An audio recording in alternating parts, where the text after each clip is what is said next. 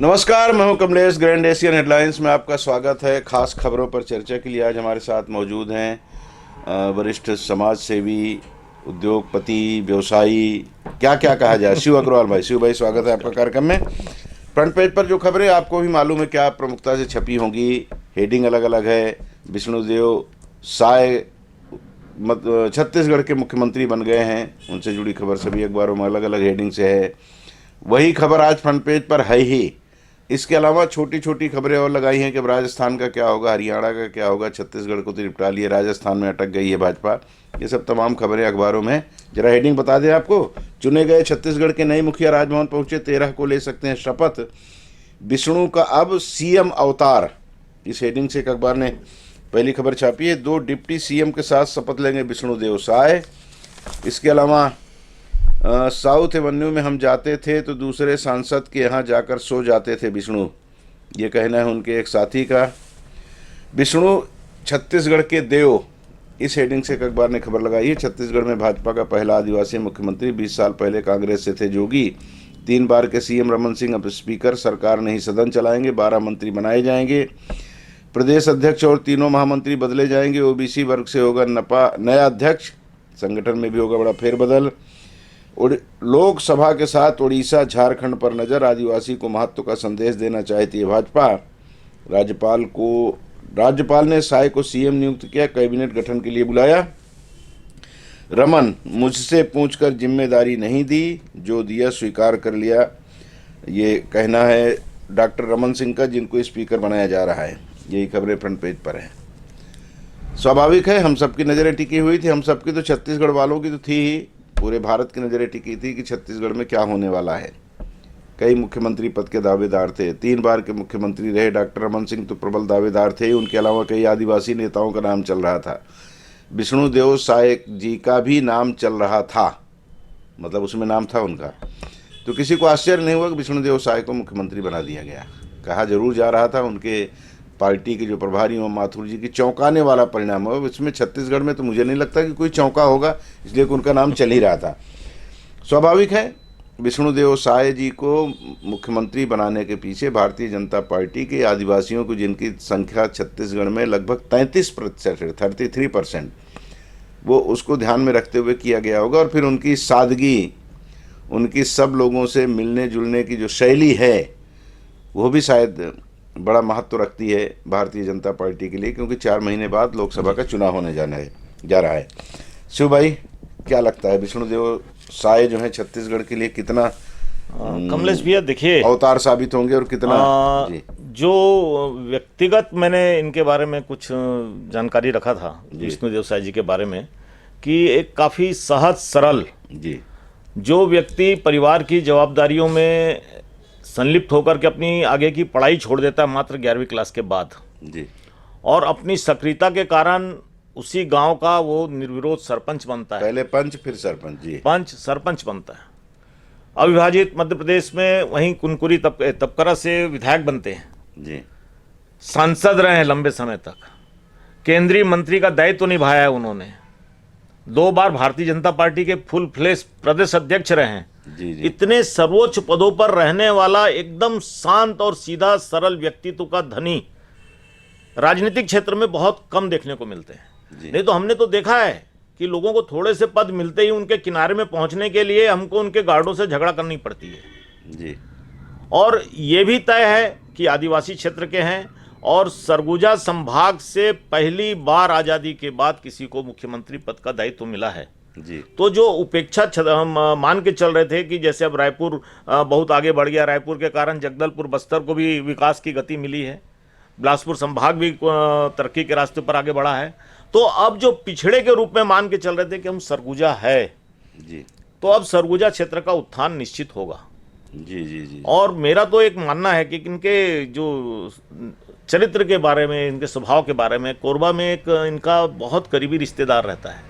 लोग बोलते हैं दोनों एक दूसरे के पूरक हैं। वो इतने पदों पर रहे लेकिन वो आदमियों को देख करके चमकते थे वो रिश्तेदार। आज वो सीएम बन गए हैं लेकिन फिर भी उनका करीबी रिश्तेदार आज भी एकदम मतलब उसको असर ही नहीं है कि वो सीएम का रिश्तेदार है। जी, जी, जी। और भारतीय जनता पार्टी की अगर बात करते हैं कमलेश भैया, तो भारतीय जनता पार्टी ने एक तीर से 2 नहीं कई शिकार किए हैं। जी, जी। एक तो कुनकुरी से लगा हुआ झारखंड है, जी। वहाँ चुनाव होने हैं, आदिवासी बहुल झारखंड है, उड़ीसा है, दोनों लगा उड़ीसा हुआ आदिवासी बहुल क्षेत्र है। है। जी तो एक तो भारतीय जनता पार्टी ने बताना चाहा है कि हम आदिवासियों को आधार स्तंभ अपनी पार्टी का बनाने जा रहे हैं। आज इसी कड़ी में अगर अपन लेते हैं तो राष्ट्रपति महामहिम द्रौपदी मुर्मू जी है, जी वो भी आदिवासी क्षेत्र से लाया। उस समय लोगों को वास्तव में आश्चर्य हुआ, और उसी की ये आगे की कड़ी छत्तीसगढ़ में छत्तीसगढ़ के मुख्यमंत्री के रूप में विष्णुदेव साय का चयन। जी तो कहीं ना कहीं आगामी चुनाव को लेकर के आज इन्होंने पिछड़ों को साथ रखा है, पिछड़ी जनजातियों को साथ रखा है, अगाड़ी इनके साथ ही है। तो अब ये आगे की राजनीति माननीय मोदी जी या अमित शाह को छोड़ करके अब ये वास्तव में राजनीति कर रही है वोट बैंक की, जी और उसका लाभ मेरा मानना है भारतीय जनता पार्टी को निश्चित मिलेगा आने वाले लोकसभा चुनाव में, आने वाले विधानसभा चुनाव में। बिल्कुल बिल्कुल लाभ मिलेगा। कोई भी पार्टी किसी को अगर पदारूढ़ करती है तो उसमें बहुत सारे मंथन करती है कि हमको कहाँ फायदा होगा, कहाँ नुकसान होगा। और आदिवासी, किसी आदिवासी को मुख्यमंत्री के रूप में छत्तीसगढ़ देखने के लिए लालायित था। अजीत जोगी जी आदिवासी थे, लेकिन उनके आदिवासी होने पर प्रश्न चिन्ह लगा करता था। विधान कई बार मामला कमलेश जी, चला। आपकी बात को काट रहा हूं कि एक दौर था 9 अगस्त, आज से 1.5 साल पहले, जी विश्व आदिवासी दिवस के ऊपर में इनको प्रदेश अध्यक्ष पद से हटा दिया जाता है, जी। और उसमें भारतीय जनता पार्टी की बहुत किरकिरी भी हुई। हाँ, अरुण साहू कि को एक बनाया गया आदिवासी व्यक्तित्व के, मतलब आदिवासी तो अलग, एक शांत सीधे सरल व्यक्तित्व के धनी व्यक्ति को आदिवासी दिवस के दिन पद मुक्त किया जा रहा है। जी जी और आज मेरे को लगता है कि ये पूर्व प्रायोजित नियोजित एक ये प्रोग्राम था कि 10 दिसंबर जो छत्तीसगढ़ के हमारे पहले शहीद वीर नारायण सिंह उनके शहादत दिवस के ऊपर में जी जी आज यदि इनकी ताजपोशी हो रही है तो ये पूरा प्रायोजित वो था। तभी तो इसमें देखिए एक इतनी बड़ी, मैं तो साझी राजनीतिक उसको सादी बोलता हूं, कि इसमें कोई फूफा या जीजा नाराज नहीं हुआ, जी।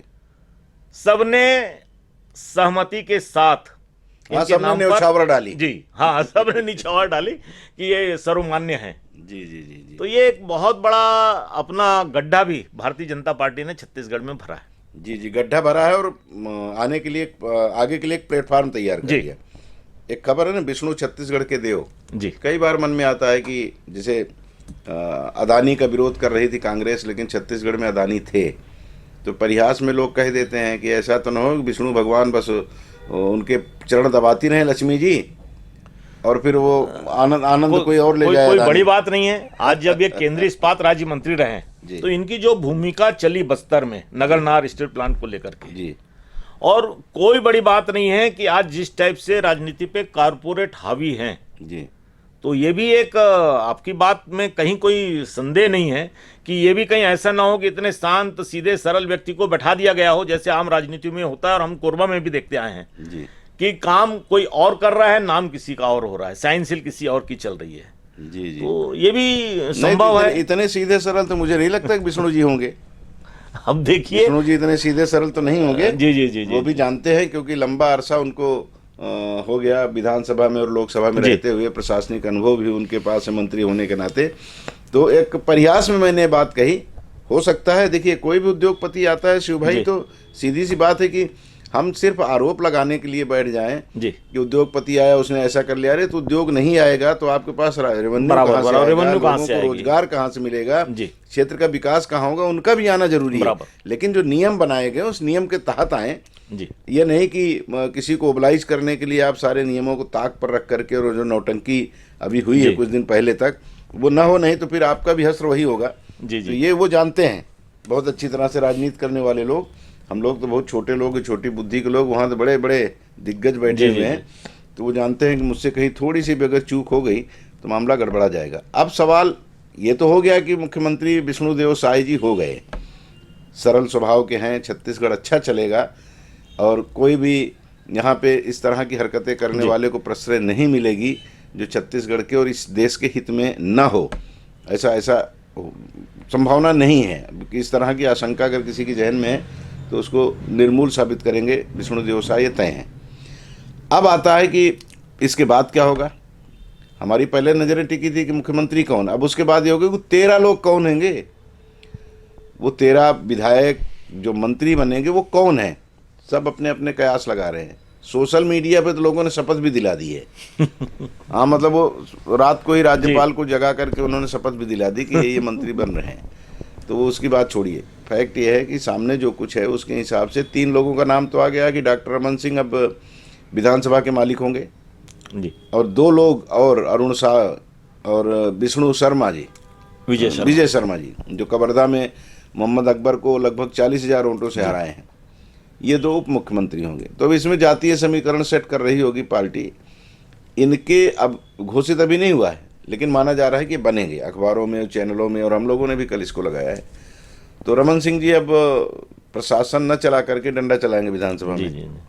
वो आपने कहा कि न्यौछावर ये फूफा थे। हाँ, उम्मीद थी कि शायद नाराजगी हो, लेकिन सबसे पहले न्यौछावर लेकिन इनसे ही नड्डा ने डलवा दिया। लेकिन देखिए, एक वो है कि विष्णुदेव साय जी रमन सिंह जी से जुड़े हुए रहे शुरू से। हाँ, बिल्कुल। और रमन सिंह जी को काफी विधानसभा में बैठने का, चाहे सत्ता पक्ष में हो चाहे विपक्ष में हो, काफी अनुभव भी रहा है जी। तो उसको देखते हुए कि एक फूफा को, और तो वो मंत्री के रूप में तो वो काबिज मेरे ख्याल से अब उनको होना भी नहीं था क्योंकि मुख्यमंत्री रह चुके हैं प्रदेश के, तो एक संवैधानिक पद की जवाबदारी कि ये नाराज ना हो, इन्हें बैठाया जाए। हाँ फूफा जी, आप बैठो। हाँ, आप बैठो, आप शांत से। जी। नहीं, वैसे भी ये कहा जाता है ना कि विष्णुदेव साय जी जब प्रदेश के अध्यक्ष बनाए गए थे पार्टी के, तो उस समय कहा गया था कि रमन सिंह जी के ये कृपा पात्र है। जैसे पहले नंद कुमार साय जी के बारे में कहा जाता था कि नंद कुमार साय लखीराम की गाय जी।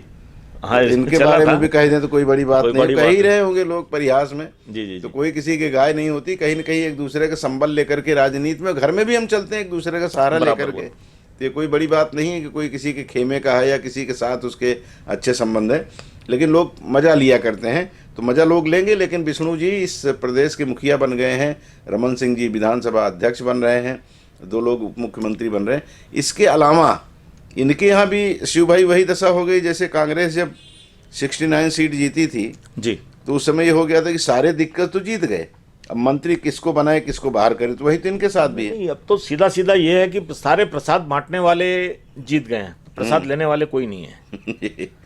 तो अब भारतीय जनता पार्टी में 13 से ज्यादा नहीं बना सकते। हमारे यहाँ जो संविधान है उसमें आप 13 से ज्यादा मंत्री बना नहीं सकते जी, और और इनके वरिष्ठ नेता ही 15 से 17 हैं जी। तो जिसमें जो नए चेहरे आए, जैसे भी हमारे यहाँ कई हम उदाहरण लेते हैं लखन देवांगन जी को, कि जिन्होंने विषम परिस्थितियों में और एक भारी भरकम सामने में प्रत्याशी को मात दे करके चुनाव जीते, पूर्व में संसदीय सचिव भी रहे। लेकिन ये सूची देखने के बाद, लिस्ट देखने के बाद, इतने वरिष्ठ नेताओं के नाम देखने के बाद मुझे नहीं लगता कि उनका नाम चर्चाओं इसमें आ सकता है। लेकिन हो सकता है कि जैसे विष्णुदेव साय का नाम आ गया, अप्रत्याशित नाम, तो वैसे ही अब अगर पिछली सरकार की बात करें, सीनियर नेता है जी, ओपी चौधरी को ले लीजिए, जैसे जिनके ऊपर मुख्यमंत्री का लोग उम्मीद कर रहे थे कि मुख्यमंत्री बनेंगे जी। अमर अग्रवाल जी हैं, राजेश मुनत, ब्रजमोहन अग्रवाल, जिनको अपन इनको भाजपा नजरअंदाज नहीं कर सकते नजरअंदाज जी। राम विचार नेताम होम मिनिस्टर रहे हैं जी। रेणुका सिंह, जिनको प्रधान मुख्यमंत्री का दावेदार के रूप में देखे हैं अपन ने। जी। तो बड़ा ये बल्कि क्या मंत्रिमंडल का जो गठन है जी, वो जितना मुख्यमंत्री इनके लिए सिरदर्द नहीं हुआ भारतीय जनता पार्टी के लिए, मंत्रिमंडल का गठन जरूर परेशानी खड़ा कर सकता हो सकता है। यहाँ भी वैसा ही जैसे सिंहदेव और उनके बीच में हुआ था 2.5 साल का, तो इनको बोले कि 2.5 साल आप मंत्री रह लो, 2.5 साल बाद आपको बदल देंगे। एक है ना दयाल दास बघेल, पहले आपके मंत्री रह चुके हैं, लता उसेंडी है, महिला बाल विकास मंत्री रह चुकी, और रेणुका सिंह जी हैं, विक्रम उसेंडी हैं, पुन्नूलाल मोहले हैं, ये सारे के सारे लोग प्रबल दावेदार हैं जी। तो इनकी संख्या ही आपकी 17-18 हो जा रही है बराबर। तो ऐसी स्थिति में नए लोगों के लिए जरा कठिन होगा, लेकिन भाजपा है वो अगर विष्णुदेव साय को सामने कर सकती है तो इन लोगों को बोल सकती है कि आप आराम से बैठो, बहुत दिन तक आपने बहुत दिन तक मौज लिया है मंत्री के रूप में, अब कुछ दिन दूसरे को भी अवसर दो भाई, जी। नई पीढ़ी को आने दो। तो हो सकता है कि उस तरह का कोई कदम उठाएं। 13 को ले सकते हैं शपथ, अब 13 मंत्री बनने हैं, 13 को शपथ लेंगे, तो हो सकता है उसके पहले ये तय कर लें कि हाँ भाई आज 13 तारीख है, 13 मंत्रियों के शपथ का जो कोटा है जी। उसको भी पूरा कर लिया जाए। हो सकता है कई बार होता है 1-2 सीट छोड़ दिए रहते हैं, बाकी जो असंतुष्ट हों उनको समझाने के लिए कि भाई चिंता मत करो, भी जो बाकी है ना इसमें तुम ही बैठोगे। तो ऐसा करके उनको एक समय तक टाला जा हाँ सकता है। ठंडा कर दिया जाता है कि हाँ ठंडे हो जाएंगे तो उसके बाद फिर कुछ समझने की स्थिति में होंगी, अभी नहीं समझ पा रहे हैं। प्रदेश अध्यक्ष और तीनों महामंत्री बदले जाएंगे, ओबीसी वर्ग से होगा नया अध्यक्ष। भारतीय जनता पार्टी के संगठन में भी बड़ा परिवर्तन होगा, इस तरह के संकेत। और फिर अरुण साहू जी जब डिप्टी चीफ मिनिस्टर बन जाएंगे तो संगठन से अपने आप स्वाभाविक है, स्वाभाविक महामंत्री हैं विजय शर्मा जी, वो भी उनका भी पद रिक्त हो जाएगा। तो उनके संगठन में भी बहुत सारे ऐसे लोग हैं जो ये बाहर हैं, इनको उसमें मोबिलाइज किया जा सकता है, समाहित किया जा सकता है कि जी। चलो भाई अब आप संगठन का काम करो बराबर। और फिर 4 महीना बाद जो लोकसभा चुनाव है उसमें पार्टी को जिताओ, फिर उसके बाद आपको देखेंगे। हाँ देखा जाएगा, फिर केंद्र में भी मौका मिल सकता है। जी जी जी। राजनीति है ये, तो लोगों को बोला जाता है ना कि जो चमक रही है रेत ना तुम्हारे लिए पानी है, दौड़ते रहो, जिसको हम बोलते हैं ना मृग तृष्णा, तो वो दौड़ते रहेंगे और कभी पानी पा जाते हैं, कभी कभी हाँप के बैठ जाते हैं, छोड़ो यार अब नहीं है पानी, वापस चलो अपने घर में, जो अपने पास है उसी में आनंद लेंगे। रमन मुझसे पूछकर जिम्मेदारी नहीं दी, जो दिया स्वीकार कर लिया। मुझे नहीं लगता कि सही बोल रहे हैं। पीड़ा तो है कमलेश भैया, देखिए मुझसे पूछकर जिम्मेदारी नहीं दी, बिना पूछे हुए इनसे, मुख्यमंत्री आपसे पूछ के बना रहे हैं, नड्डा का फोन आपके पास आ रहा है, जेपी नड्डा का, कि आप इसके नाम का प्रस्ताव आप जा रहे हो, प्रस्ताव रख रहे हो, और वहाँ ये बात नहीं होगी। लेकिन राजनीति है, पता नहीं स्वीकार करने में क्या दिक्कत है। रोज तो सामने प्रकट नहीं कर सकते जी, उन्हें इंडिकेट कर दिया गया था पहले ही। हाँ, और जो एक खेल चल रहा है कि ज़्यादा सीनियर होना भी हमारे लिए कहीं नुकसानदेह हो सकते हैं। जी जी, तो इसलिए उन्हें पता था कि मुझे मुख्यमंत्री तो नहीं बनाएंगे जी, और अंदर में पीड़ा तो है कि एक 3 बार का मुख्यमंत्री रहा हुआ व्यक्ति, उसको आप विधानसभा की आसंदी पर बैठा रहे हैं। जी जी जी, जिसको कहा जाता है कि एक सम्मानजनक जरूर है लेकिन हाशिए की। हाँ, वो सीएम और विधानसभा अध्यक्ष बैठेंगे तो सीएम की कुर्सी पे तो पीछे पुस्त पे तो सफेद चद्दर होती है और इस पे नहीं होती तौलिया होती है सफेद, जी, इस पे नहीं होती। अब इसमें लग जाए तो अलग चीज है। अभी इनकी बात फंस गई राजस्थान में वसुंधरा राजे ने, कल भी खबर आ रही थी, 13-14 विधायकों को अपने पास रखी हैं, बहुत ज़्यादा अंतर भी नहीं है कांग्रेस और भाजपा के बीच में। तो ऐसी स्थिति में वसुंधरा राजे भारतीय जनता पार्टी का भय दोहन कर रही हैं, इस तरह की खबरें आ रही है। संकेत यही मिल रहा है कि अगर उनको नहीं बनने दिया, मतलब फूफी नाराज है वहाँ पूरी तरह से। जी जी जी जी, वहाँ फूफा नहीं फूफी नाराज है, सही कहा आपने। कमलेश भैया, अगर अपन थोड़ा सा पीछे जाकर के देखते हैं तो भारतीय जनता पार्टी ने राजस्थान के चुनाव में जिस टाइप से प्रारंभिक दौर से ही वसुंधरा राजे को किनारे करके चला जी, और उसी समय उन्होंने एक पूरे चुनाव की कमान दूसरे हाथों में सौंपने का उन्होंने खेल खेला। छन छन के खबरें यह भी आ रही थी कि विषम परिस्थितियों में कांग्रेस वसुंधरा राजे का साथ दे सकती है या वसुंधरा राजे कांग्रेस का साथ दे सकती है। हाँ, दोनों में संबंध है, दोनों में बहुत अच्छे संबंध है। और आज जिस आसानी से इन्होंने छत्तीसगढ़ में मुख्यमंत्री की घोषणा कर दी जी, उतना ही मुश्किल खेल आज इनको राजस्थान में लग रहा है जी। और पहले तो अकेले वसुंधरा राजे जी सक्षम थी, अब तो उनके सुपुत्र दुष्यंत जी, उनका प्रभाव वहां पर विधायकों के बीच में देखा जा रहा है जी। तो वहां तो बहुत मुश्किल और टेढ़ी खीर नाराज फूफी को मनाना थोड़ा सा मुश्किल लग रहा है। यहाँ भी शिवराज सिंह को भी थोड़ा कठिन लग रहा है, यहाँ भी, हालांकि कहा जा रहा है प्रहलाद शिवराज सिंह जी के साथ तो देखिए बहुत बड़ा जो छोटी बुद्धि के लोग हैं, छोटी जगह पे बैठा हूं जी। आज चौथी पारी उनकी लड़खड़ाती हुई कहा गया लोगों के द्वारा कि चौथी पारी में शिवराज सिंह जी असफल हो रहे हैं, लेकिन बड़ी जीत। लेकिन जो उन्होंने अभी रिजल्ट दिया 5वीं पारी के लिए आश्चर्यजनक है, विस्फोटक कहना चाहिए और अप्रत्याशित कहना चाहिए। ऐसे व्यक्तित्व को यदि आप मुख्यमंत्री पद के लिए संघर्ष करवा रहे हैं तो कहीं ना कहीं इसके पीछे में कुछ और मंशा हो सकती है। जी जी, वो मंशा वही है जो कहा जाता है ना कि ज्यादा अगर ये बढ़ जाएंगे तो अमित शाह के आगे जाकर खतरा हो जाएगा, अमित शाह के लिए खतरा हो जाएगा। राजनीति में होता है, हमने वो दृश्य देखा है कि अर्जुन सिंह जी शाम को शपथ लेते हैं मध्य प्रदेश का, अखंड मध्य प्रदेश के मुख्यमंत्री के रूप में, राज्यपाल, और सवेरे राज्यपाल बना के भेज दिया जाता है पंजाब उनको कि आपकी यहाँ नहीं वहाँ ज़्यादा जरूरत है। तो राजनीति में होता है, किसी को खतरा दिखेगा तो इस तरह की हरकत करेगा।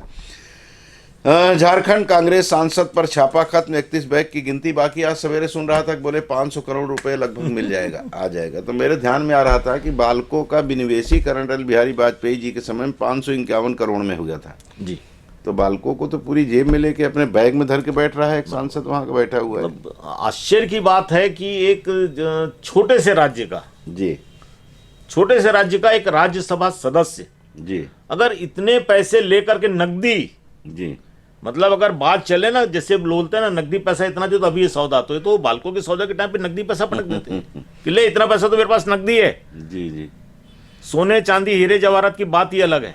जी और आश्चर्य की बात है कि आप लोकसभा चुनाव नहीं जीत रहे हैं, आपको राज्यसभा चुनाव में बार बार भेजा जा रहा है, और इतने पैसे की बरामदगी होना, ये तो कहते हैं कि गरीबी में आटा गीला। ऐसी कांग्रेस हाशिए पे चल रही है, और इस टाइप की अगर 2-4 सांसद और आ जाएं जी जी तो जो हल्ला मचाते आ रही भारतीय जनता पार्टी कि भ्रष्टाचार इनकी नींव है, भ्रष्ट है, वो है, तो ये तो पूरे देश में फैल जाएगी बात। बिल्कुल बिल्कुल। और एक मज़ेदार ट्वीट छपा है, एक अखबार ने छापा है, 12 अगस्त 2022 को उन्होंने ट्वीट किया था, अब जो एक्स जिसको कहते हैं जी, उन्होंने लिखा था उस समय, कौन? धीरज साहू, जिनके यहाँ पैसे बरामद हुए। नोटबंदी के बाद भी देश में इतना काला धन और भ्रष्टाचार देखकर मन व्यथित हो जाता है। मेरी तो समझ में नहीं आता कि कहाँ से लोग इतना काला धन जमा कर लेते हैं। अगर इस देश में भ्रष्टाचार कोई जड़ से खत्म कर सकता है तो वह सिर्फ कांग्रेस पार्टी है। मतलब दोनों में आप आनंद लीजिए कि एक 400 करोड़ रुपए जिसके यहाँ मिल चुका है, 500 की मिलने की उम्मीद है, गिना जा रहा है। बैंक कर्मी थक गए जिनका सवेरे से शाम हुई, मशीनें थक गई हैं, और वो कह रहा है कि कांग्रेस ही भ्रष्टाचार खत्म कर सकती है। वो कहते हैं तो ना, मैं कांग्रेस पे कोई टिप्पणी नहीं करता, लेकिन कई बार होता है ना कि जब आप लोकसभा चुनाव नहीं जीते तो कई लोगों का, झारखंड में तो शिबू सोरेन की पार्टी बाकायदा राज्यसभा के सदस्यों की नीलामी करती है, इस तरह का भी आरोप लगा है। बसपा के ऊपर आरोप लगा नीलामी कितना करती है। पैसा उस एरिया में है। एक मुख्यमंत्री, एक वोट के मुख्यमंत्री थे मधु कोड़ा, जी उनके यहाँ 4300 करोड़ रुपया। जी, तो कई खदान के मालिक हाँ, हो गए थे विदेशों में जाके। और ये पैसा, मतलब ये लगता है कि पैसा बह रहा है वहां पर, बटोरने वाला चाहिए। तो मिनरल्स हमारे पास वहाँ इतने हैं। इतने हैं कि वहां पे कितना पैसा। जी और शराब व्यापारी बताते हैं इनको। हाँ, शराब, और ये कहा जाता है कि लेकिन आज इतना के पैसा इसमें, जी, शराब के कारोबारी नकदी है। पैसा इतना निकलना एक देश में, कि ये तो ऐतिहासिक बात है। बोलते हैं इनके पास बसें पहले 200-300 थी, आज के 30-35 साल 40 साल पहले। शराब का बड़ा कारोबार है, तो शराब का कारोबार है तो पैसा तो आपको जमा करना चाहिए भाई। थोड़ा बहुत तो समझ में आता है कि मिल जाए तो 4-10 करोड़ 20 करोड़, लेकिन इतना पैसा आप इतना रखे पैसा हैं तो इसका- नकदी मिलना, हाँ, ये तो विदेशों में चर्चा हो रही होगी जी, कि बिल्कुल। भारत का एक सांसद इतना पैसा लेके घूमता है। हाँ, लोगों को हमारे ऊपर इससे ईर्ष्या हो रही होगी, भारत से ईर्ष्या हो रही होगी, इतना पैसा इन लोगों के इतना पास। पैसा एक सांसद के पास। आश्चर्य कर रहे होंगे वहां पे। जी, जबकि यहाँ लोकसभा और राज्यसभा के मिला लिए जाए तो करीब 700-750 सांसद होते हैं। जी। तो इंटू करे होंगे वो लोग, हाँ, जोड़ते इंटू होंगे। कर लें, इतना पैसा वहां पे सांसदों के पास नकदी हमारे- पैसा, तो हमारे राज्य यहाँ- सरकार राजकोष में पता नहीं कितना पैसा होगा।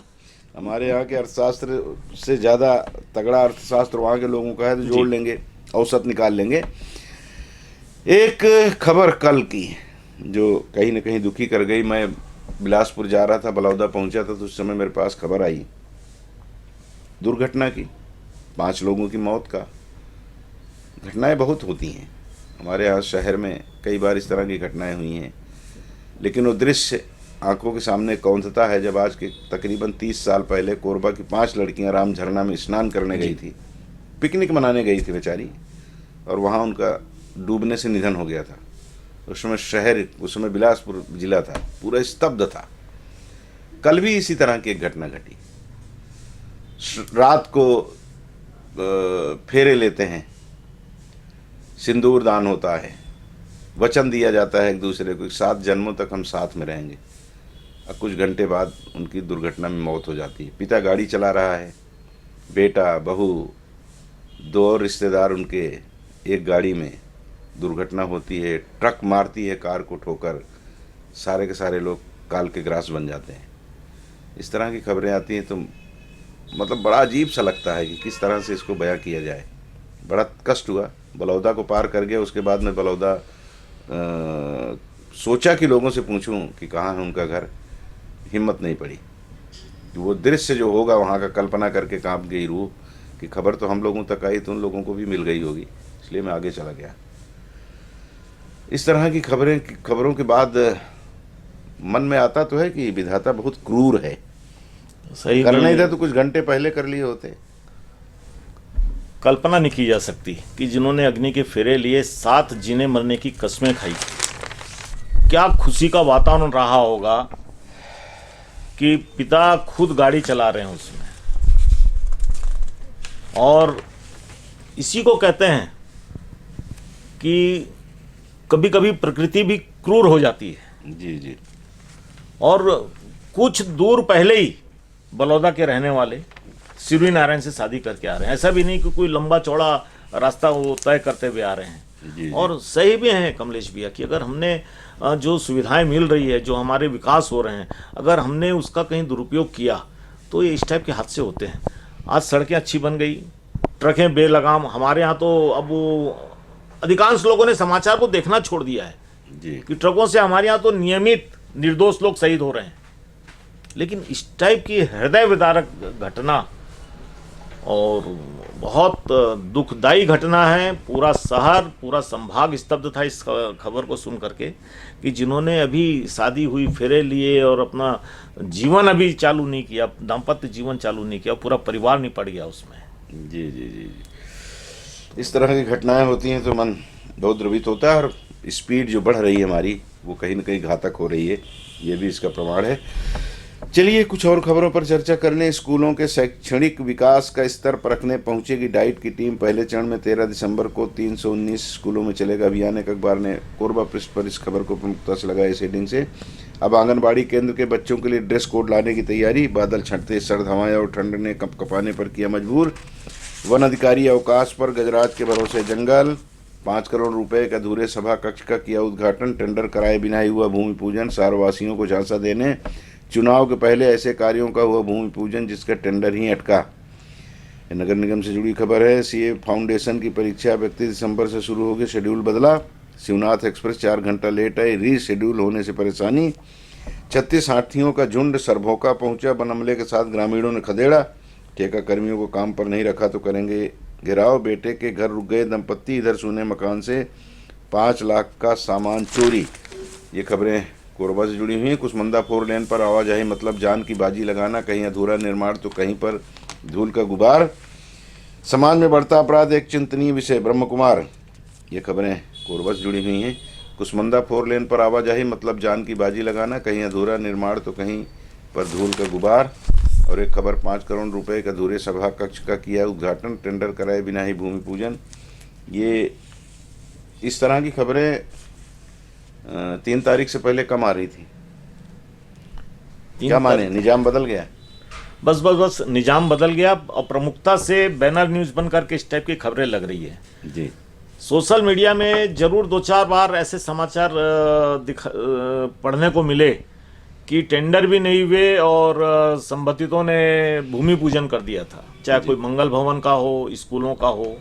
इस सभा कक्ष के बारे में तो मैं बताना चाहूँगा, कमलेश भैया निगम से जुड़ा हुआ है जी। और पार्षदों के जो कुश्ती का मैदान कहना चाहिए, को छोटा पड़ रहा था, तो इतना बड़ा एक सभा स्थल वहाँ पर, जहाँ पर पहले के महापौर ने रेसिडेंशियल कॉम्प्लेक्स बनाने की घोषणा की थी जोगेश लांबा जी ने, वहाँ पर एक सभा कक्ष बनाया जा रहा था और इसका उद्घाटन भी हो गया जी।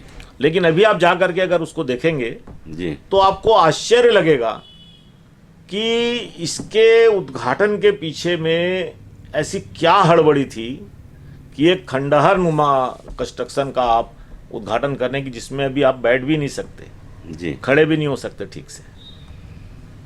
तो ये तो सीधा सीधा चुनाव को देखते हुए वोट की राजनीति, लोगों को बताने के लिए कि शहर में हमने विकास की गंगा क्या कहें उसको, मतलब पूरा विकास ही बहा दिया है। इतने भूमि पूजन, इतने लोकार्पण, रोज अखबारों में देखिए आप जी। तो कहीं ना कहीं का भूमि पूजन, कहीं ना कहीं का लोकार्पण। लेकिन दुखदाई है आप इतना पैसे का आप वहाँ पे वो बना रहे हैं, वो अधूरा है। इसके पहले भी डीएमएफ से आपने करोड़ों रुपए के काम एक करवाए। अखबार ने लिखा है ना, जेल के सामने में जो बन रहा अरे है। वो देखिए उसको कन्वेक्शन हॉल को, जी। मतलब देखने में शर्म आती है। वो अवशेष खंडहर जैसे हम लोग जाकर के बौद्ध गया में देखते हैं उस टाइप के वो पड़े हैं, रो रहे हैं जी। कि जब बनाना नहीं था तो हमारा काम क्यों चालू किए। ये क्या है सब। करोड़ों रुपए की लाइब्रेरी बना दिए, सामुदायिक भवन बना दिए जिनका उपयोग नहीं है। जी। तो कहीं ना कहीं मन में तकलीफ जाती है कि क्या हम शिक्षित हैं, क्या हमारा पैसा इसी के लिए है जी। कि आम सुविधाओं के लिए हम यहाँ वंचित हो रहे हैं। आपने मल्टी लेवल पार्किंग बना दी, जब निकलो देखते हैं तो हाथ जोड़ते हैं हम कि वाह भ्रष्टाचार, तेरी जीती जागती कहानी। एक ओवर ब्रिज बना है, ओवर ब्रिज है, बुधवारी में। आज जो ओवर ब्रिज बनना है वो फुट ओवर ब्रिज। जी। मैं नहीं समझता कि बमुश्किल उस पर 100 आदमी आज तक चले होंगे निर्माण कार्य के बाद। दरुआ चलते हैं बस अड्डा हो गया वो। जी। तो क्या चल गया, इसी मस्त के पीको लिए भाई, हमारा ठीक है। हमारा पैसा, हम जो राजस्व देते, जो टैक्स देते, क्या इसी के लिए है? जी। अरे आप करवाइए, यहाँ की सड़कों का हाल देखिए, यहाँ की नालियों का हाल देखिए, सीवरेज के लिए आप जाकर के कॉलोनी में पूछ लीजिए आप। जी। वो बाद में करेंगे, पहले कोसेंगे कि हमारी मती मारी गई थी कि हमने यहाँ मकान लिया। बिल्कुल बिल्कुल, उन सब उस दिशा में ध्यान देना होगा। चूंकि आप नगर निगम में 2 बार पार्षद रहे, अभी भी आपका पूरा वहाँ पे रुझान रहता है, देखते हैं, समझते हैं कि कहाँ पे क्या हो रहा है। अभी जो दीपिका में, कटघोरा में और कोरबा में अविश्वास प्रस्ताव की बात चल रही है, जी, सफल होंगे लोग? कमलेश भैया, प्रयास ईमानदारी का होना चाहिए। हो जाएंगे अगर ईमानदारी से। आज कांग्रेस की सरकार थी, जी। आज देखिए भारतीय जनता पार्टी के कई पार्षद दौड़ते हुए उस खेमे में शामिल हो गए, और अभी पूरे 5 साल, नगरीय निकाय को लगभग 2.5 साल बचे हैं। जी। इतना बड़ा दौर ऐसे भागे हुए पार्षदों के लिए कांग्रेस में काटना मुश्किल अगले साल ये हाँ। 1 साल बचा है, काटना मुश्किल है। अगर आपका प्रयास ईमानदारी का होता है जी, और एक इसको प्रोजेक्ट के रूप में काम करते हैं तो निश्चित सफलता मिलेगी। क्यों, अब तो सरकार भी इनकी है। दिया है कि पहले कलेक्टर को दिया भी, स्मरण पत्र देंगे, वो देंगे, चाहे वो छुरी का हो चाहे कुरबा का हो, दिए, कलेक्टर ने उठा करके डाल दिया ठंडे बस्ते में। लेकिन अब नहीं डालेंगे। लेकिन अब नहीं डालेंगे। और अब आपके पास में और भी संसाधनों की जो चलता है इसमें वोट लेने के लिए, उसकी भी अब आपके पास में कमी नहीं है। जी। पहले तो यह था कि कौन देगा, पार्षद तो मुंह खोलेंगे, जी। वोट देना है तो कौन देगा, लेकिन अब वो भी समस्या नहीं है। बस ये है कि आपका प्रयास ईमानदारी पूर्वक होना चाहिए। हाँ, आप मीडिया में छाना है, व्यक्तिवार बनना, व्यक्ति विवृत बनना है तो आप कर सकते हो। जी। जी। एक और खबर है जो जिस पर खूब चर्चा शहर में हो रही है कि कांग्रेस हारने के बाद जिस तरह से संगठन में इसके कांग्रेस के अभी क्या कहे इसको, लुचुर पुचुर जिसको बोलते हैं ना, व्यवस्था जिस तरह की है कि कोई कुछ बोल रहा है, कोई कुछ बोल रहा है, कोई चंदन यादव के ऊपर आरोप लगा रहा है कि 7 लाख रुपए हमने दे दिया, कोई बोल रहा है कि वो चश्मा लगा के जो आती हैं शैलजा बृहस्पति सिंह का, इन लोगों का जो बयान है, या कोरबा के पूर्व विधायक का जो बयान है, सीधा मुख्यमंत्री की ओर इशारा करना, मोहित करकेट्टा जो पाली तानाखार के विधायक थे, टिकट न मिलने के बाद वो खफा होकर के जिस तरह से पार्टी के ही एक उपाध्यक्ष या महामंत्री हैं, क्या मिश्रा, नहीं प्रदीप मिश्रा, क्या है वहाँ वाले पाली वाले, उनके ऊपर आरोप लगाना, प्रशांत मिश्रा, इन लोगों का सीधा सीधा जो अपनी पार्टी के नेताओं को, अपनी पार्टी की के कार्यकर्ताओं के ऊपर ही सवाल उठाना, क्या ये इसको भगदड़ ही माने कि कुछ दिन का आक्रोश है, ठंडा हो जाएगा, फिर सब ठीक हो जाएगा, भाजपा कांग्रेस बिखर जाएगी? नहीं, देखिए कमलेश भैया, जिस टाइप से जिनकी मैं तो कहूँगा औकात नहीं है जी, वो व्यक्ति अगर सीधा सीधा सर्व संगठन के ऊपर में आरोप लगा रहा है तो ये तो मान के चलिए कि ऊपर का, इनके ऊपर में भय खत्म हो गया है, संगठन पूरा बिखर गया है, और एक बोलना चाहिए ना, बाढ़ तोड़ करके जो भगदड़ मस्ती है। मोहित करकेटा जी को कांग्रेस ने एक मौका दिया था, उनकी एक पहचान बनी थी, नहीं तो वो तो हाशिए पर थे। जोगी कांग्रेस में थे हमारे साथ, जोगी कांग्रेस उनको टिकट नहीं दे रही थी, कांग्रेस ने टिकट दिया, उनको ससम्मान जिलाध्यक्ष बनाया, कह दिया, और वो व्यक्ति टिकट नहीं मिली, अपने कर्मों से टिकट नहीं मिली, वो नहीं बता रहे हैं।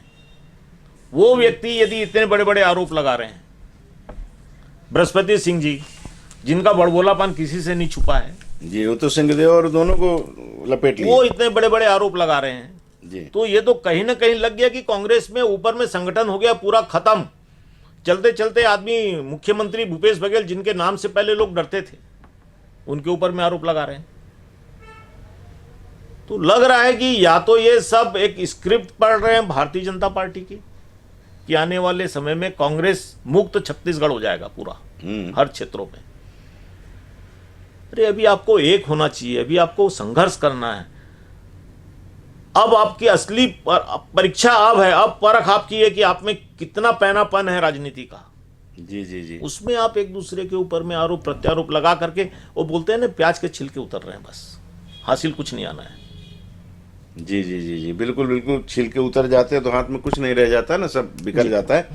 तो यहाँ तो ये कहा जा सकता है कि क्या ये सच है कि सत्ता पक्ष के अगर चुटकी काटने के लिए, उस पे उसकी मनमानियों पर रोक लगाने के लिए अगर विपक्ष मजबूत नहीं होगा तो कुछ नहीं कर सकता। लोकतंत्र की खूबसूरती तो हमारे देश में यही है जी। कि एक साधारण से व्यक्ति भी चुनाव जीत करके विधानसभा और लोकसभा में चला जाता है, और जब कोई अपनी पे अड़ जाता है, अपनी पे उतर आता है, तो फिर अच्छे अच्छे सत्ताधीशों को हिला भी देता है।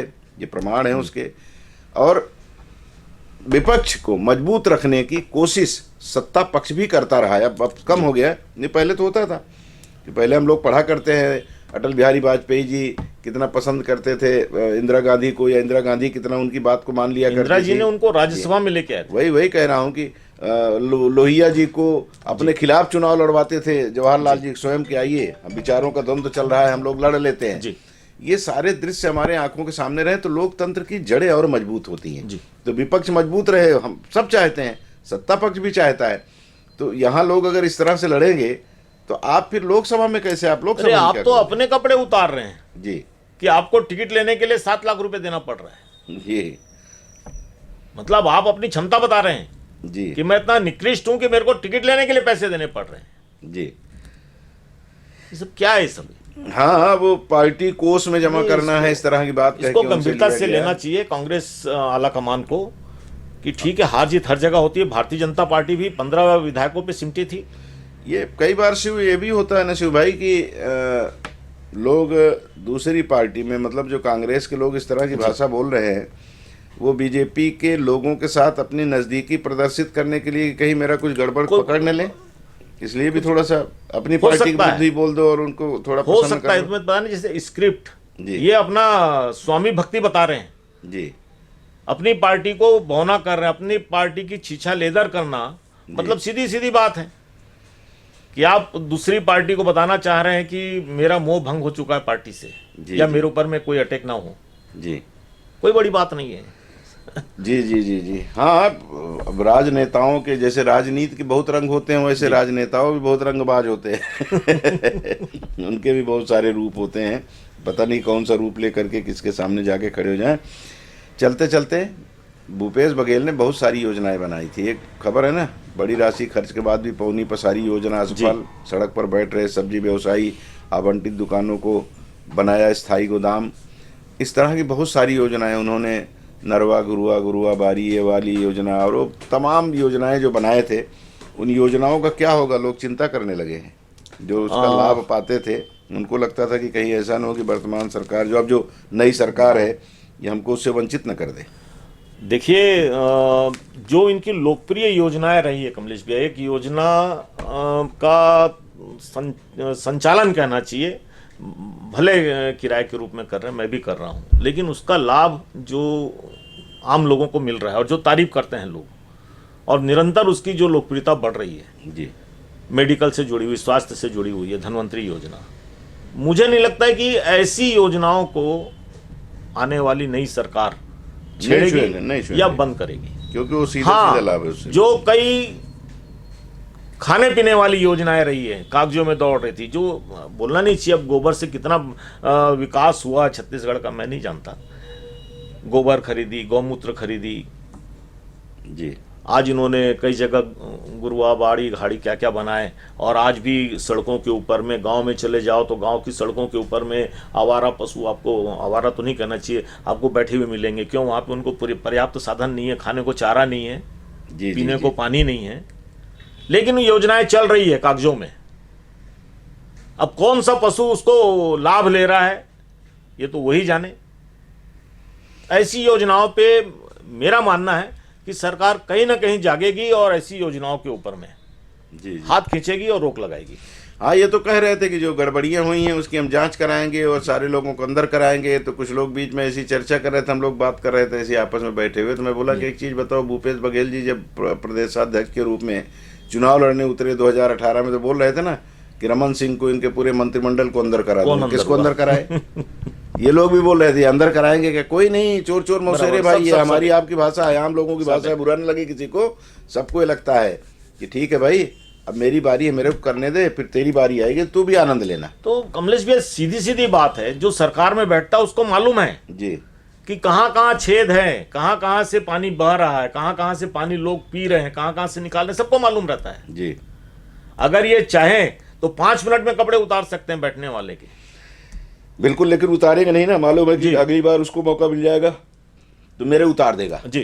तो वो ये रहता है कि चल भाई ठीक है, मैं तो कर लिया, अब तू भी कर अब ले, तेरी बारी है। हाँ, जैसे अभी एक हमारे निगम का मैं एक उदाहरण दूंगा, 2 मिनट का है जी कि हमारे यहाँ लेबर सप्लाई का खेल चलता है। जी दुनिया भर के लोग हमारे यहाँ भर्ती है, उसके बाद भी आज 70 से 80 ड्राइवर हमारे यहाँ किराए पे चलते हैं। जी बिजली की व्यवस्था लचर है, चौपट है, निगम में आदमी है, लेकिन फिर भी बिजली के ठेके के ऊपर में मैकेनिक है के कर्मचारी है, कारीगर है। जी बगीचों के लिए माली है, लेबर है, जबकि हमारे पास है अमला, उसके बाद भी है। जी तो सरकार आती है, बदल जाती है, ठेकेदार बदल जाते हैं, वो लोग काम करते रहते हैं। भारतीय जनता पार्टी की थी तो भारतीय जनता पार्टी से जुड़े हुए नेता, मैं नाम नहीं लूंगा, वो लोग इनका संचालन करते थे, चाहे सिक्योरिटी गार्ड का हो, चाहे ड्राइवर का हो, चाहे बिजली का हो, चाहे गार्डन का हो। फिर कांग्रेस की आई तो कांग्रेस के जो नेता थे जिनको मोबिलाइज करना था, वो सिक्योरिटी गार्ड का काम कर रहे हैं, ड्राइवर का काम कर रहे हैं, सबका काम कर रहे हैं। अब फिर बदल जाएगा, फिर बदल जाएगा। तो ये है, ऐसे ही सरकारों में है, जी ऐसे ही खेल सरकारों में है। जी जी जी जी, मतलब हम खीरा है, कटेंगे हम ही, कटेंगे हम ही, चाहे छुरी गिरे चाहे छुरी में हम गिरे जी। तो खैर ये सब चलता है, यही तो लोकतंत्र की खूबसूरती और यही अभिव्यक्ति की स्वतंत्रता भी है कि हम लोग चीफ मिनिस्टर को, प्रधानमंत्री के ऊपर भी कमेंट्स कर देते हैं। पहले तो ये सब नहीं हुआ करता था, पढ़ने को मिलता है, हम लोग तो आज़ाद देश में पैदा हुए, तो आज ये खूबसूरती है लोकतंत्र की। और बाकी चीज़ें भी हैं, अगर कहीं बदनुमा दाग है तो खूबसूरत चेहरा भी उसका दिखाई देता है। तो कुल मिलाकर सरकार बदल रही है, इसका आनंद लीजिए, और जो चली गई है उसकी बुराई नहीं, आने वाले के ऊपर नज़र रखने का काम करना है हम लोगों को। बुराई छोड़िए, आने वाला ठीक करे, इस पर हमको नज़र रखनी चाहिए। चलिए, ग्रैंड एशियन हेडलाइंस को आज यहीं विराम। बहुत बहुत शुक्रिया आपको कार्यक्रम देखने का। शुभ सुबह सुबह दर्शकों के लिए समय निकाले, इसके लिए बहुत बहुत धन्यवाद आपको।